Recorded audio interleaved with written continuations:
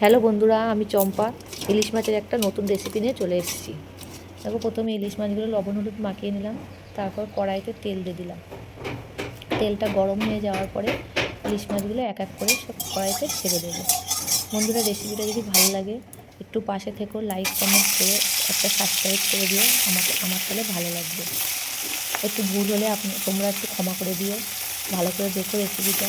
এবার মাছগুলো দিয়ে দিলাম কড়ার মধ্যে। মাছগুলো হালকা করে ভেজে এবার মাছগুলোকে তুলে নেব।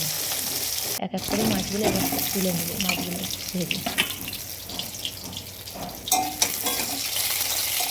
আমি নতুন একটু, তোমরা সবাই পাশে থেকো। আমার চ্যানেলের নাম হচ্ছে চম্পা ব্লগ। তারপর মাছগুলো তুলে নেওয়ার পর কড়াইয়ের মধ্যে যা তেল ছিল তেলের মধ্যে দিলাম কাঁচা লঙ্কা আর কালো জিরে ফোড়ন। ওটা ফোড়নটা গরম হওয়ার পর দিয়ে দিলাম সাদা সর্ষে পেস্ট করে রেখেছিলাম, সেইটা দিয়ে দিলাম ঢেলে। তার মধ্যে এবার লবণ, একটু হলুদ দিয়ে দিলাম পরিমাণ মতো। ঝোলটা এবার ফুটছে। ঝোলটা ফুটে যাওয়ার পরে খানিকটা পরে এবার মাছগুলো দিয়ে দেবো। মাছগুলো এক এক করে সব মাছগুলো দিয়ে দিলাম।